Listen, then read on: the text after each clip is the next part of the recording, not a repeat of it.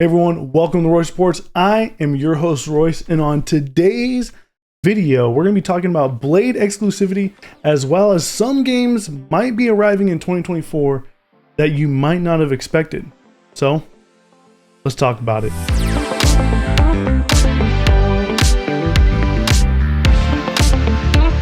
If you're a fan of Xbox and like talking about games a little bit too much, then you're in the right place.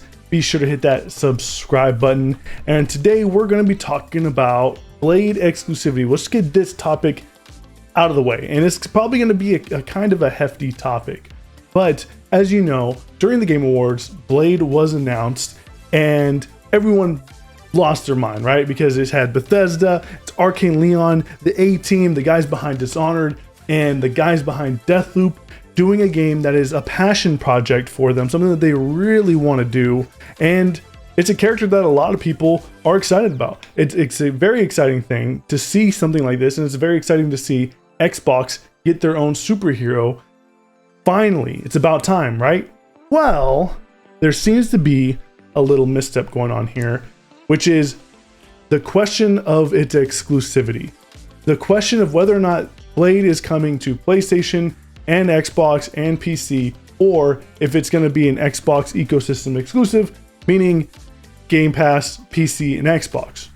Well, you can kind of assume things, right? But the thing is, we don't really know. There's a lot of things that we don't know about this contract, about Blade coming to Xbox, but a lot of details are coming out since the announcement. And one of the key things that a lot of people are talking about is the lack of Xbox support for this game.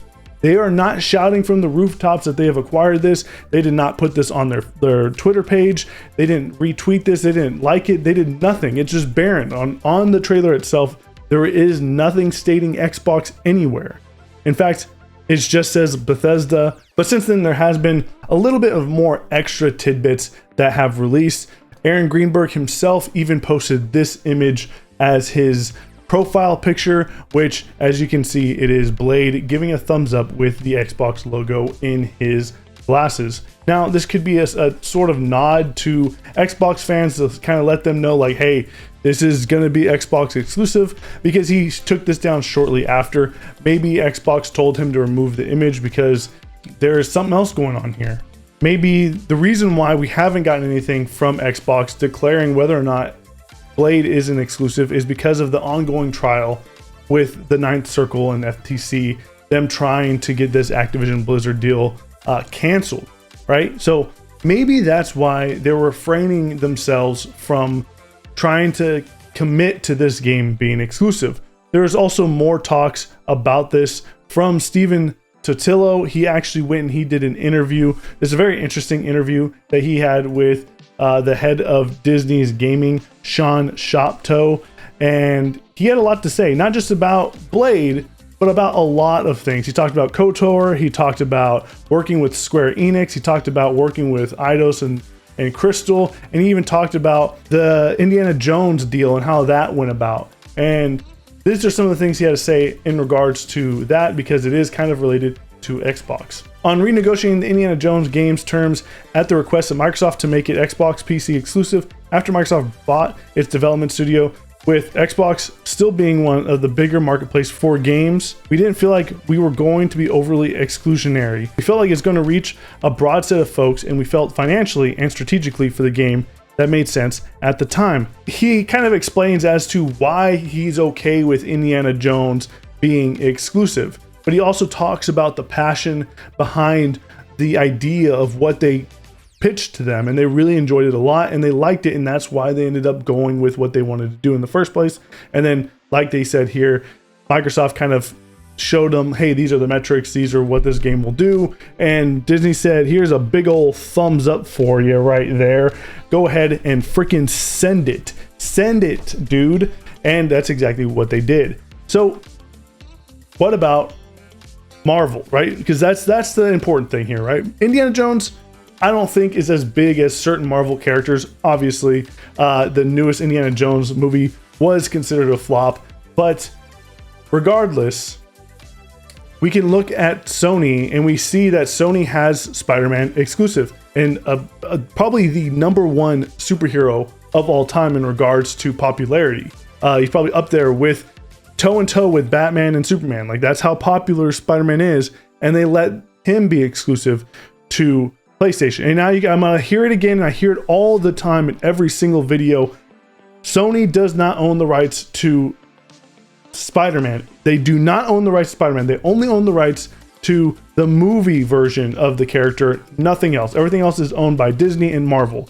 So Sony's able to get their rights to Spider-Man to make a video game exclusive, and they're also able to get Wolverine exclusive, right? And that's the thing. That kind of like, okay, well, if they're able to have exclusives, then Xbox should be able to have exclusives. And just so that we're clear, let me plainly say this, what I think is going to happen here, just so that way my thoughts are out there and you know where I stand on this sort of issue, is I think Blade is going to be an Xbox exclusive. Microsoft bought Bethesda for one reason and one reason only: exclusivity. They even stated this before. Phil Spencer himself said that this is about delivering great exclusives to the platforms where Game Pass exists. Okay, so take that as you will, but to me, personally, that means that Bethesda games are going to be made exclusive, including Blade. But obviously, it's not as cut and dry as that, right? Because there's a lot of confusion on this topic because they haven't outright said it.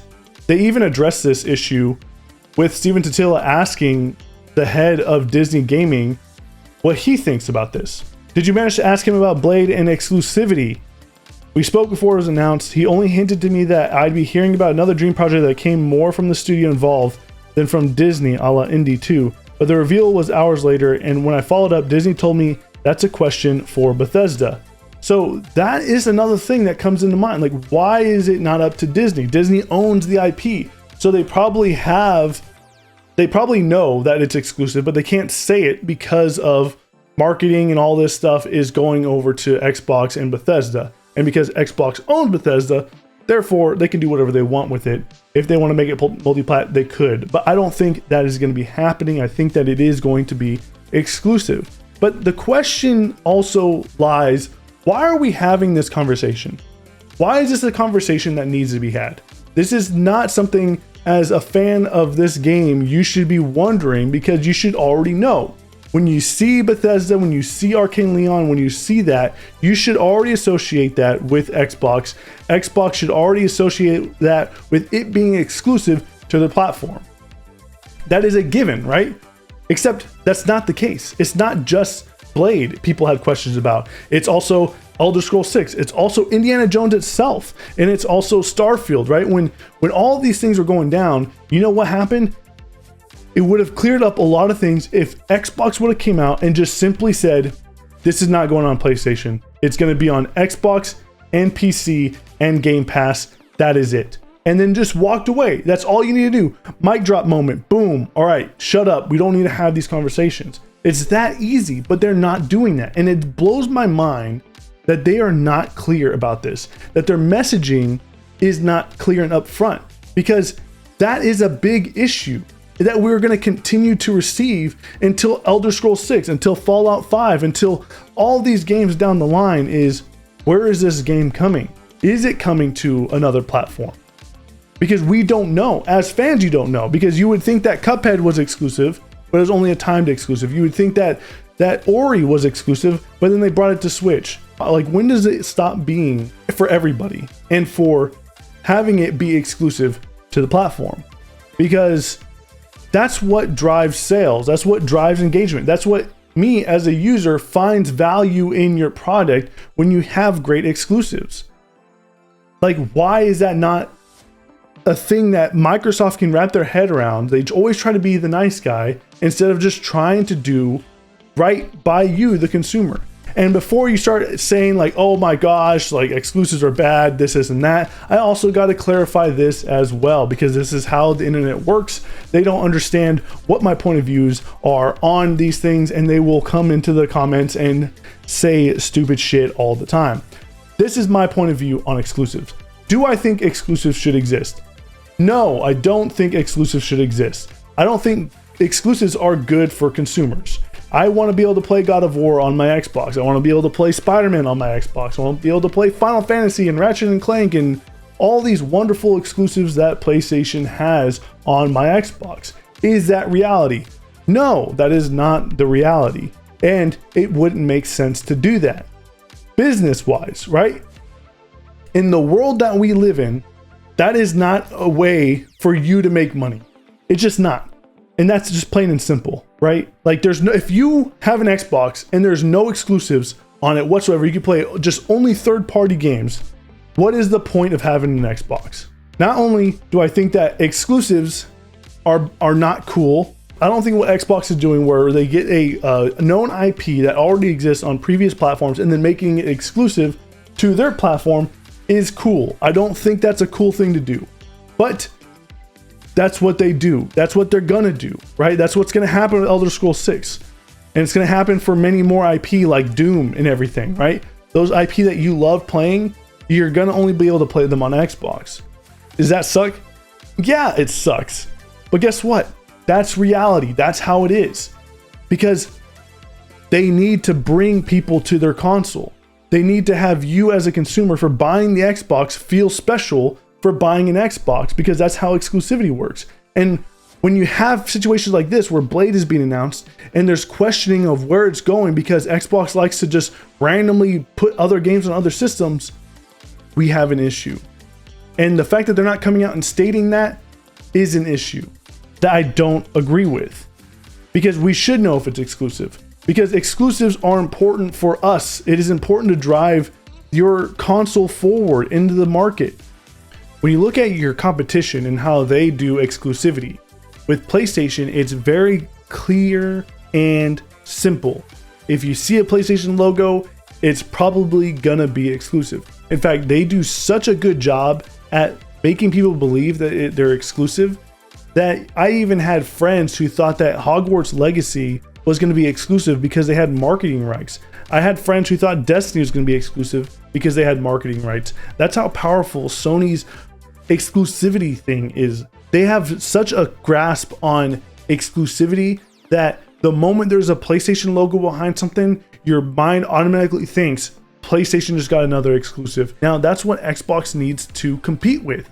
And the fact is, when you see a new game from Xbox and your first initial thought is this exclusive or not, is a problem.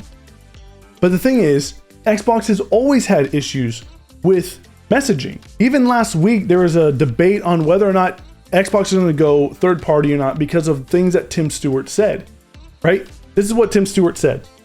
Not announcing anything broadly here, but our mission is to bring our first party experiences and our subscription services to every screen that can play games. That means smart TVs, that means mobile devices, that means what we would have thought of as competitors in the past like PlayStation and Nintendo. Shortly after that, Phil Spencer made a comment through Jez Corden's interview stating this: "I'll start by saying we have no plans to bring Game Pass to PlayStation or Nintendo. It's not in our plans. But I think you hit on the right point of what it means to own an Xbox. The thing I want to be focused on is how do we continue to innovate for people who've made the commitment to our hardware platform, and how do we continue to make sure they feel great about their investment in what we've built."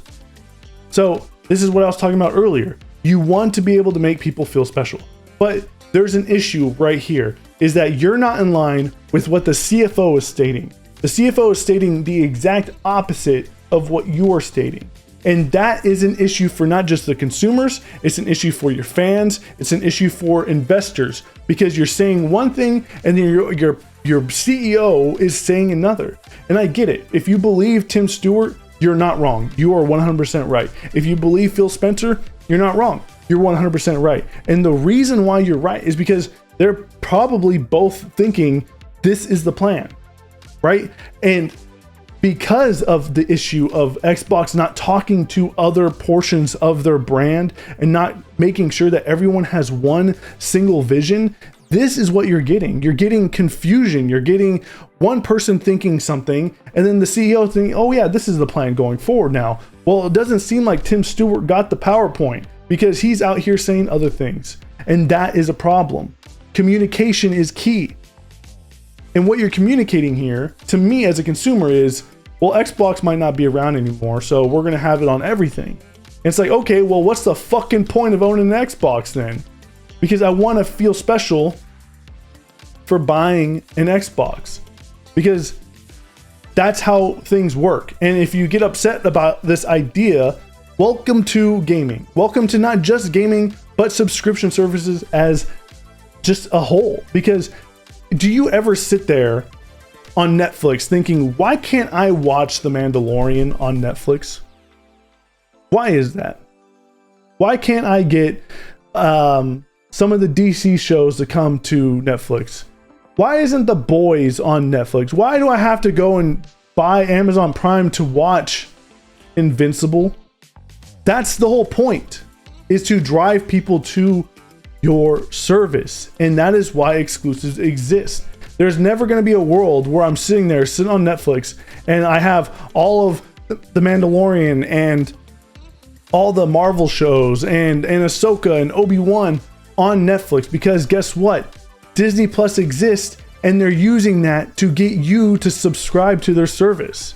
And that's exactly what's going on here in the console space. You have an exclusive that is going to be exclusive to Xbox, and if you want to play Blade, well, get an Xbox. I don't like saying that, but that's just the reality, right? I don't like that this is happening, but at the end of the day, reality is this: exclusives exist, and I think Blade will be exclusive. I just think that maybe they're held up with the whole FTC thing, and they really just don't want to say, because they're afraid of what the FTC might use against them. And they're ruthless right now. They're really digging in deep to try to get Activision Blizzard away from Microsoft, and all that time spent just to reverse it, just because you wanted to say Blade is exclusive right now when it's not due for another 5 years, then yeah, that'd probably bite you in the ass, and they really don't want that. But that's just my 2 cents on what I think is going on with Blade. I just think that there needs to be better messaging from Xbox. I really do. Because it's not just the Blade being an issue, right? It's the fact that we found out Indiana Jones was coming exclusive to the platform via the trial. Not even them announcing that the Xbox has exclusivity over Indiana Jones. Not at all. No, we found that through them having to go to trial for a $69 billion deal. And that's what it took for us as gamers to find out whether or not Indiana Jones was going to be exclusive. So I don't want that to always be the normal way of finding out this information, because it's really simple for Xbox to just come out and say, exclusive. Exclusive. That's it. There you go. And walk away. There you go. But what do you guys think on that subject? Do you think Blade is going to be exclusive, or do you think it's going to be a multi-platform game? If it is truly up to Bethesda, and if Bethesda had Pete Hines' mindset, everything would be everywhere, right? Pete Hines not there anymore. Matt Booty's in charge, and we know how cutthroat Matt Booty is behind closed doors. But let me know in the comment section below what you think, and how do you think about Xbox's messaging and how they come across to gamers about this confusion that they don't seem to have their house in order, and they need to figure that out, and they need to figure it out quick. But I think they're good. I think they'll be fine. Speaking of how fine they'll be, is in 2024, we might be getting some games that I honestly didn't expect. So this is coming because over here, Bogorard222 is a Twitter user, and he found this. Looks like South of Midnight from Compulsion Games may be releasing next year. Now, this is a senior public relations manager on LinkedIn putting all of his information out. So he's like, I'm the CRPR manager and PR lead for the Coalition, Compulsion Games, Stoic Games, and more, overseeing all elements of PR strategy, execution, measurement, and reporting. And he has credentials here, which say Halo Master Chief Collection 2019-2020, Halo Reach 2019, Halo Combat Evolved Anniversary 2020, Halo 2 Anniversary 2020, Halo 3 2020, Halo 3 ODST 2020, Halo 4 2020, Halo Infinite 2021, Halo TV Series 2022, Forza Motorsport 2023, Towerborn, which is confirmed to be coming out in 2024, and South of Midnight 2024. We barely got our first reveal of South of Midnight back during the June showcase, and I thought it looked pretty interesting, but there wasn't much gameplay. And that's what always confused me by this, because a few weeks ago, we ended up getting this. The Australian rating board has rated Clockwork Revolution and Senua's Saga Hellblade 2 as R18+ due to high impact of violence and South of Midnight as PG, mild themes, and scary scenes. If this is to be believed, then this goes to show not only is South of Midnight heading for a 2024 release, that Clockwork Revolution is also might potentially be there as well. And this is on top of already the stuff that we know about coming in 2024, including Microsoft Flight Simulator, including Hellblade 2, including Towerborn, and including Avowed. Those are all games that we can expect in 2024, which is crazy. That's a big list of games to be expected. And we also get continued updates on all of those other games that we know about, like Halo and Sea of Thieves and Minecraft and Grounded and another Call of Duty and some more Diablo stuff and DLC for Starfield. So 2024 is going to be a packed year for Xbox, and if this is to be true, this is just adding more stuff to the year, which is pretty bonkers. I'm pretty stoked about all this, which is also it's just so interesting that the first video that we get of South of Midnight is actually a CGI trailer, not a gameplay trailer. If it's so close to being launched, why was that? Because we saw Clockwork Revolution and that game looked pretty good, and they actually showed a lot of gameplay. So that also looked pretty close to being done. So I could see that being closer than South of Midnight just because of the way they teased both of those games. But this is a huge thing, and I think that it just goes to show that right now Xbox is getting in that stride that is going to be very hard to not notice anymore, right? It's gonna be very hard for Xbox to go unnoticed to the public, to gamers, to everybody, just because of how much content they're putting out at a continuous, at a nice rhythm, at a nice cadence here. This is what I was waiting for. The past 2-3 years, we've been kind of waiting for this moment. I feel like we are on the cusp of that moment now, where we're gonna get continued game support for the rest of time, apparently, because they have so many studios, and now that they have Activision Blizzard, it's just the sky is the limit. So what do you guys think? Do you think that Clockwork Revolution and potentially South of Midnight are going to be releasing in 2024? Let me know in the comment section below. Let me know what you guys think about this whole video. Like, am I being too harsh on Xbox? Is that not good?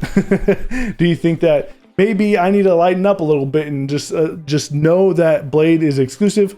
Like I said, I really do believe it is, but there's you wouldn't be wrong in not believing it either, and that's what's uncomfortable to be in. I don't like that position. I don't like being in that position where every time Xbox announces a game, we have that little question in the back of our mind: is this exclusive or is this also going elsewhere?